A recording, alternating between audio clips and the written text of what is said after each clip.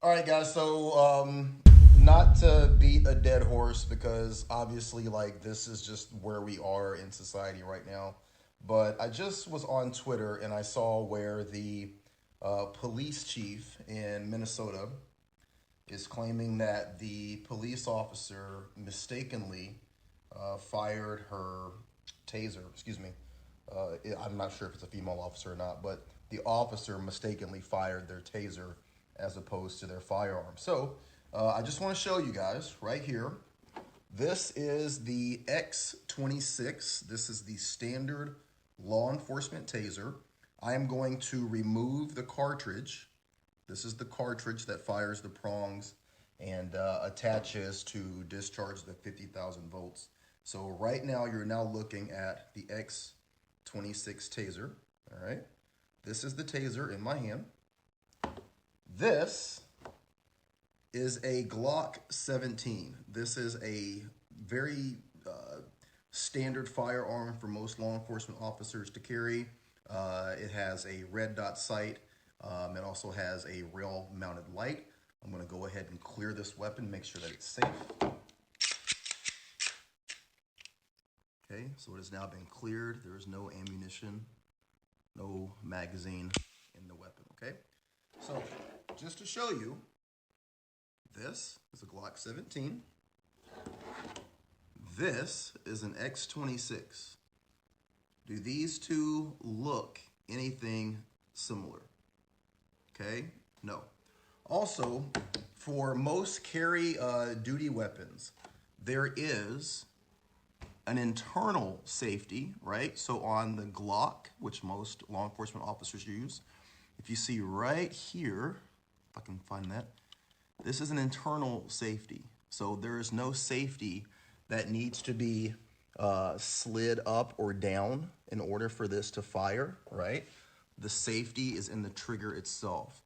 So once you depress this little button here, and it pulls all the way to the back, it takes the slack out of the firearm, and then you can fire, right?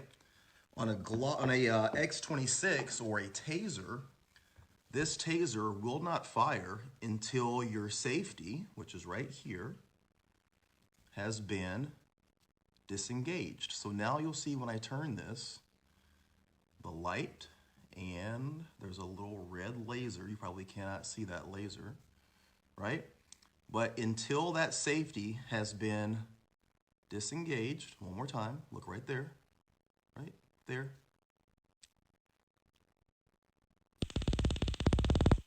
That is what causes the taser to fire, right?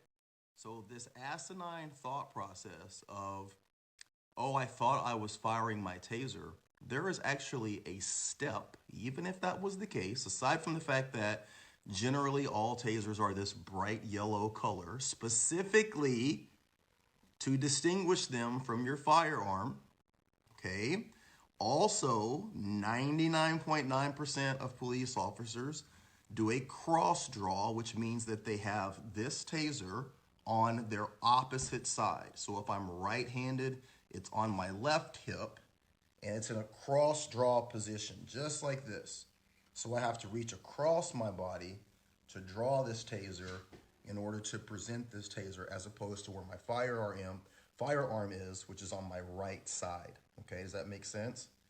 Most law enforcement officers carry their taser on their opposite side, right, for a cross draw, so that you specifically do not get it mixed up with your firearm that is generally directly on your hip, okay? Just want to show you guys that there is a huge difference between a X26 Taser and your Glock firearm, okay? One of them having an actual physical safety that has to be disengaged before it will work. You see the light coming on there, right? And the fact that these tasers are bright yellow. So even if you were to present that taser, right, you're seeing that you're not holding your gun. Nothing about this feels remotely close to how this feels, okay? Just to give you guys an idea of the difference between the two as you're reading this. Is provided by way of a laser sight. The weapon is effective up to a range of 6.4 meters. When fired, the upper barb hits the aiming point and the other slightly lower. I wanted to add one more thing that hasn't really been talked about. When firing a taser, the prongs come out. The top prong comes out directly at the point of impact where the laser is pointing. The bottom prong comes out at approximately a 12-degree downward angle. So without understanding that you have your taser in your hand, you have to be focusing on where that red dot is. Otherwise, you potentially are not going to get what's called a good spread, and that second prong will not engage. So if someone is saying that they're firing their taser, they're going to have to be aware of where that first prong is going to land so they can anticipate where that second prong is going to land. Also, you would never tase someone behind the wheel of a moving car, because when their body locks up, it could cause them to drive that car, directly into something or someone. So just more food for thought.